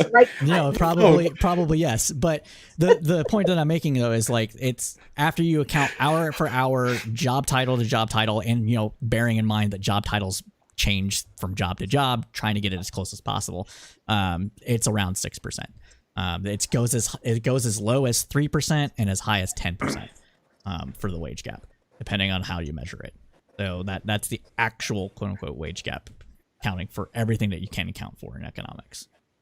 The unexplainable wage gap. I wouldn't say the actual, because that implies that. Okay. Yeah, no, you're right. That's the one where sexism is 100% of it. It's like that's where you will find it if you were to actually objectively look for it. But you're not. You're just concluding, based on some CNN headline. The 80 cents, cents on the dollar thing. Some of them were really high up there. It's not true. It's not true, right, Anthony? It's no, it's not. It's true. It's just explainable. There are reasonable, non-sexist explanations for a lot of them. Correct. It's true for a variety of reasons. And then when you and for anyone out there who needs it to be a female economist who did it, she was. Yeah, that's true. That's true. To both of them. No, because I got some shit. I shared the study. Yeah, I shared the study, and they're like, "Yeah, of course, a man does a study and everything." I was like, "Did you read the fucking author?" Like, and these people are more educated than I am. They're probably smarter than I am. Like, they have everything they can possibly want to decipher this information like an adult, and they're just like, "Yeah, well, that was a man who said that," and nope, it wasn't. Who was that? It was like on a news station. Some guy was saying something. She's like, "Oh, well, as a white man, you're privileged." And like he's on TV, and she couldn't see his face, and he's just like, "Oh man, this shit is so automatic now. It's fucking insane." Yeah, it is. Because it's just a crowd pleaser. As long as, you could be wholly wrong about it, but you'll still get pats on the back. You'll still get brownie points. So where's the loss? You have nothing to lose spouting that shit off. Mm-hmm. Except your own. And then here comes the person who thinks it's cool to punch Nazis. Hey, let's call everyone a Nazi. Oh, that's gone. We have another I don't have comment, any dignity. Saying let's read some interesting article that said something to the effect that women account for something like 7% of retail spending. That is true. I read about that too. But that, again, it's not women just spend all the money that men make, which is what the sexist argument is from two bros. It's that in a family, when you divide labor, it tends to be women that go out and make the purchases. If there's a complete 50% division of labor and they go out and make the purchases, well, the guy works. That's partly why it's done that way. And a lot of men just don't care about like patriarchy. Like not frivolous shit. Sorry, shoving the patriarchy down our throats. We never asked for this. Yes, like this like is other chosen culture. That make things gag. But so that is true. I've read that as well. Has a ton of different explanations, just like the pay gap. And then another one was, and there's a slight disparity in hours worked as well. I think men tend to work 3 to 5 hours a week more. That is also what was proved in that study, is that men tend to work a bit more hours. But again, it's because women tend to take more of the child and family care from that. So it's like the classic. It's great. It's like the classic Don Draper meme. They say a woman's work is never done. Maybe that's why they get paid less. That's horrible. And with that, crowdsourced politics gets canceled. No, I said I was reading a meme. It's a Don Draper meme. I'm kidding. I'm kidding, Art. We're on Twitch. They're gonna jump. All the people that are streaming us right now are probably like, "I'm sorry, guys." I'm kidding. We lost like 8 of them already.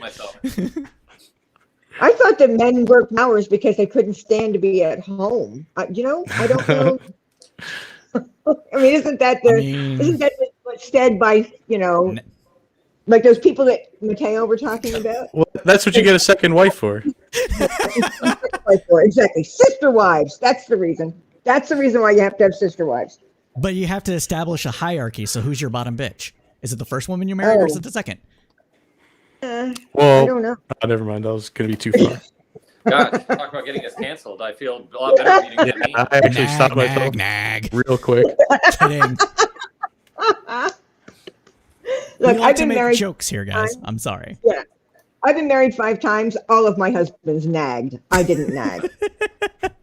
Okay, so this is not a sexist thing. This is like gender neutral. Everybody nags. All right. We get it. Stop nagging us. Oh, kaboom! I just set that right up for you, Art. We have been streaming for an hour and 40 minutes at this time. I think the only other thing that we should talk about for the news roundup before we can go on our merry ways is what is happening with more revelations from China and the Uyghur community. What is happening there? And of course, Art's favorite topic, he goes off camera. But there's been more first-hand accounts from people that have been in the what China wants to call job training, but the re-education camps of or additional rapes and trigger warning rape and beatings and forcefully making them say things erasing their culture. Yeah, it is cultural erasure. They're totally They're trying to totally erase genocide. the culture. And that is genocide. Oh yeah, what they're doing is genocide. 100% genocide. Hell yeah. Now I know that we've had. I hate how people don't want to call it genocide for some reason. I don't know why. But what China's doing is it falls under a lot of acceptable definitions of genocide. Like you don't have to kill people in ovens for it to be genocide. This is genocide. Right. I'm sorry, I'm distracted by the gorgeous sunset. Yeah, we get it, Art. Yeah, I thought it was you're shared, rich. Yeah, we get it. Okay, we get it. I'm sufficiently sunset, I thought you did untrodden now. It is I get gorgeous. The Thank sunset's you. in the west. I get it. I never get that view. It's been dark here for 5 hours already. Yes, that's a lot, Art. We feel so much better now. I can't afford to Also, live you in guys California. earlier were talking about how West Coast real estate's overpriced, and I just wanted to say it's a fantastic investment. You should look into it.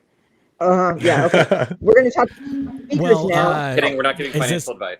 Is this shilling? Unless it's Are we doing some shilling now? Never sell your GameStop ever. It's how we win. Diamond hands. Diamond hands. It's how we get those hedge funds to go under by sorry, losing I- all of our Yeah. money to the hedge funds. But for serious though, what is happening to the Uyghur Muslims in China is genocide. And I don't know if you heard what I had said, so I'll just repeat it. We have more firsthand accounts. So Art is our resident expert on China, to more or less. So Art, I'd like to hear your opinions and thoughts on this and share it with our community. Yeah, I mean, it's genocide by any definition, but also more kind of esoteric versions as far as not just killing displacement, but a very engineered kind of a cultural disruption and re-education. In just the most starkest mechanical terms. I mean, they're just very systematically going through, and it's just funny. So I'm going to talk shit on some leftists right now. That people who hate American imperialism are totally fine with this, other imperialist power expanding into other cultures and regions and completely just reformatting them. Just, stuff that would put what the British did in a lot of cases to shame, and or on par with any of the worst that you'd see anywhere. Anything just short of actually just killing them in mass. This is basically the next worst thing, which is. I mean, everything from like literally, pairing up women with, imported Han Chinese, husbands. They're demolishing their culture, Yeah, I mean, they did a softer version of this with the Mongols. They share a border with Mongolia and northern part of China. It's called Nemongu. It's Inner Mongolia, and they have, in like the 60s and 70s, they basically ran a version of this where they did a lot of cultural promotion that hey. What's great for unity is for you to marry outside your race. And they pushed this really hard, and they basically, even like put up statues for propaganda purposes, in areas they're talking about, like, remember this famous, Mongol warlord, and he took a Chinese wife, and that's what you should do too. And they pushed it really hard. They basically use that to kind of, I don't even really know what the right term is for it, other than. To break down by intentional, like it's funny, like we joke about like the whole white genocide thing as being like this kind of a, like a organized plot. In China, it kind of was. They actually did, look at this as a way to use. Still is in China. I'm sorry. Oh, it still is in China. He said. Oh, still is in China. Oh, right. Someone said was. I just said is. Oh, right. I thought it was muted. So yeah, it's awful, and it's funny because a lot of you'll see people on the left who are like, well, this is just CIA propaganda. They're trying to gin up a war with China and this and that. And there's no proof that these camps are doing any of that stuff, and you're just being fed lies from the mainstream media and all that, and it's just insane. So that's all. Just it grinds my gears to see people who really, in theory, should care about this sort of thing, instead are going to make it sound like this is just right-wing propaganda. They're trying to get us into the war. The entire global community is that actually. Like, where's everyone's leader of the free world, Angela Merkel? She's closing deals with China. She's making more trade routes with them and everything. Like, the whole world needs to be, because it's not going to be as easy, which wasn't easy at all, but as like one country with maybe a few friends going into Iraq and taking out a leader. Like, China's a massive power. It's going to take the entire world, hopefully not through war, but like through some real pressuring over this shit. Well, even with and Tibet, it's just not happening. Yeah. Nowhere is that happening. It's not going to. Yeah, like the biggest power in Europe who really could is just cutting deals with them. They're actually making it so they're dependent on China so that they can't fight against them. Otherwise, it'll economically harm them. And that's going to drive their politics. It's just never going to get solved. China's going to take over the entire West, and they're going to completely erase a culture, and it's just going to be nothing but Hans now. And there's nothing we could probably do about it because the whole world is just going to be like, well, I don't want war, so let's wait till America does something. And then Americans don't want war for it. And then they can talk about how horrible we are. No one wants to stop genocide. I mean, who the hell would want to fight China? Yeah, that's what I'm saying. Even, no one wants to even fight before China was a powerhouse that we know them as today, no one wanted to go to war with China. Like, well, depending on the band of time we were talking, But like even throughout like the 50s and 60s and everything, he was a crazy son of a bitch. It's just such a huge task. Oh, yeah, and now it's even worse. Now on the east side of the country, it's built up. Yeah, but MacArthur was talking about running in with A-bombs. I think we were at the Heilongjiang, the river that basically separates North Korea and China. We basically, once you get to that point, you're really only I want to say you're within 100 miles or 180 miles of Beijing. Yep. Like you're actually right up against the capital at that point. So he was just like, give me a couple A-bombs, like we'll have this war over real quick. Yeah, he's like, we're going to fight them eventually. And, that logic has been used in the past and all that. But I mean, that's the last time anyone was seriously pushing, like as a matter of public policy, hey, we should actually fight China. This is a good idea. Like we should do this. Like past that, nobody wants to do that. It's not a thing. Like this, it's done. But people used to, in lefty circles, if you remember back in the day, they'd have the little triangular patch for free Tibet. And it wasn't like send in the Marines to free Tibet. It was, this is an understanding that China took over Tibet in the 50s. They just annexed it. And then they moved in millions of Chinese farmers and they just kind of wiped Tibet out. They just kind of, it's not really a thing anymore. I mean, it's, or to the extent that it was. I mean, they, basically erased the culture in a very massive way. And they've had a lot of problems with the Uyghurs in the past. And, they kind of consider that area, classically, barbarians and raiders and all that. And it's in Chinese kind of culture that's not well looked upon out there. It's kind of like their Wild West without any kind of like charm. They don't look fondly on it. So, and unfortunately, people in the rest of the world, either they don't want to get involved because they're afraid of China, or they just don't like Muslims. They don't really care that Muslims are getting, kind of wiped out. Or some combination thereof, where they're just, or they're just making a lot of money. And it's just really weird for the Germans to turn a blind eye to this sort of thing. But I'm sure they paid lip service or something. But it's just like, I mean, if anyone was serious about genocide, it would not be the time to, increase economic cooperation with the genocidal fascists. Or they're not fascists. That's no. I mean, sure, but pretty close. But they're state capitalists. So that's almost more like, it's a very thin distinction. There's genocidal maniacs, whatever. Yeah. That's why I don't have the time to really split hairs over it. I got you. But yeah, it's ridiculous how and after where would she even get the reputation? That's the second in line for leader of the free world. Then it's like that's what we get after America. It's like no one's gonna do anything. No one's gonna do a damn thing about it. It's just gonna go until it's gone, till the Dalai Lama is dead or something. And then a Angela new Merkel one won't even arises, acknowledge that he died or something. And Nah. then it'll be one controlled by China. Yeah. Because that's Actually, ultimately what they want. Probably, oh Like god. they're trying to Chinese He'll be like, I was in one of those camps. China eyes. They taught me great skills in those camps, you guys. Yeah. Wow.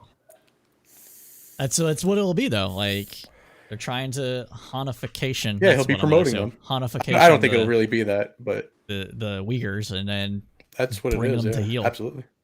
So Oh my gosh, why am I blanking on the name of that Sylvester Stallone movie where they froze him and then thawed him out, and they like taught him skills while he was under? Like Demolition Man. Demolition Man, and I just like aged the other, myself. right, it's a classic movie, but like the other Nah, bag. those movies are timeless. Oh yeah, but he got like the other guy got taught like skills like combat this and that. Like he's got like all kinds of hookups, and like Stallone got like taught how to knit. It was like knitting, yeah. just like getting anxious. He's like, why am I doing this? Right. So great, but not great for other people. To be clear. But yeah, Oh, Demolition Man was great for everyone. Demolition Man was fantastic. Everyone should read it or watch it. But I think we could wrap this up. Is there anything else you guys want to hit up? No? I now want to read the Demolition Man series. Oh, I don't know if it's actually a series or not. I don't know. That'd be amazing. I'm sure there isn't. I don't even know if they wrote a script. I feel like they're just winging Just it. go get Judge Dredd. It's close enough. Right. That new Dread was actually really good. So I stand by it. All right. Well, with that, everybody, I am sad to say that we are out of time. We know you liked what you heard because you sticked with us to the end. So go ahead and smash that like button for the algorithm so we can continue producing the great content that you love. As a reminder, we do have a Facebook group called the Crowdsourced Commons where we are actively building community, doing things for contests and prizes and that sort of thing, and trying to get the crowd into a more robust debate community sort of thing. That is part of our mission with the Crowdsourced Tribune, which is a new nonprofit that we had announced today. And so you should check us out there as well on Facebook. And as always, keep your head up through the political storm.